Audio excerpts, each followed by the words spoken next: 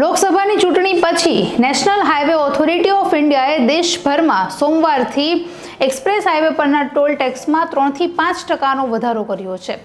અધિકારીઓનું કહેવું છે કે આ ભાવ વધારો એપ્રિલથી જ કરવાનો હતો, પરંતુ ચૂંટણીના કારણે તેને જૂન સુધી પાછો ઠેલવવામાં આવ્યો છે।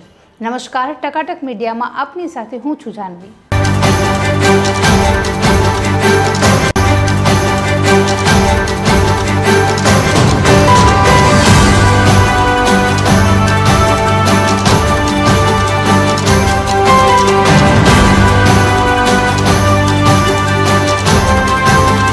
દેશભરમાં નવો ભાવ રવિવારે રાત્રે 12 વાગ્યાથી લાગુ થઈ ગયો છે, જેને લઈને 1100થી વધારે ટોલ પ્લાઝા પર આ ભાવની અસર થશે અને નવો ભાવ લોકો પાસેથી વસૂલવામાં આવશે, જેની વિપક્ષ અને જે સામાન્ય લોકો છે તે ખૂબ જ ટીકા કરી રહ્યા છે।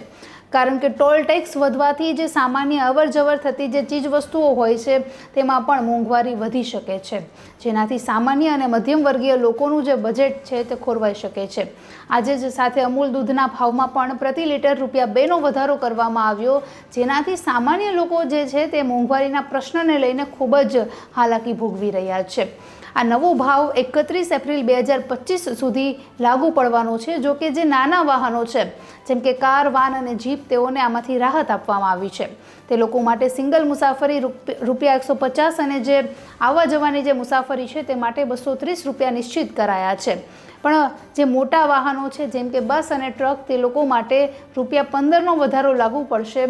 ઓવરસાઇઝડ વાહનો માટે ₹25નો ભાવ વધારો લાગુ પડશે।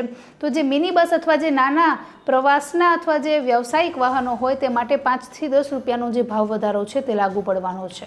ભારતે પાછલા દાયકામાં નેશનલ એક્સપ્રેસ વેનું વિસ્તરણ કરવા માટે અબજો ડોલરનું રોકાણ કર્યું છે, જેની કુલ લંબાઈ 1,46,000 કિલોમીટર છે। તેની સાથે જ ભારત વિશ્વનું બીજા નંબરનું સૌથી મોટું રોડ નેટવર્ક ધરાવતો દેશ બનશે। સાથે જ વર્ષ 2018-19ના ટોલ કલેક્શનની વાત કરીએ તો તે આંકડો 252 અબજ કરતાં પણ વધારે છે, જે વધીને વર્ષ 2022-23માં 540 અબજનો થયો હતો। આટલી મોટી સંખ્યામાં જે ટોલ કલેક્શન થઈ રહ્યું છે તેનું એકમાત્ર કારણ દેશમાં રોડ ટ્રાફિક વધે છે, જેના કારણે જ ટોલ પ્લાઝામાં પણ વધારો થઈ રહ્યો છે। પણ આજથી જે નવા ભાવ લાગુ કરવામાં આવ્યા છે, ટોલ ટેક્સમાં 3 થી 5%નો જે વધારો કરવામાં આવ્યો છે, તેનાથી જે સામાન્ય લોકો છે તેની મુશ્કેલીઓમાં ઓર વધારો થયો છે। નમસ્કાર।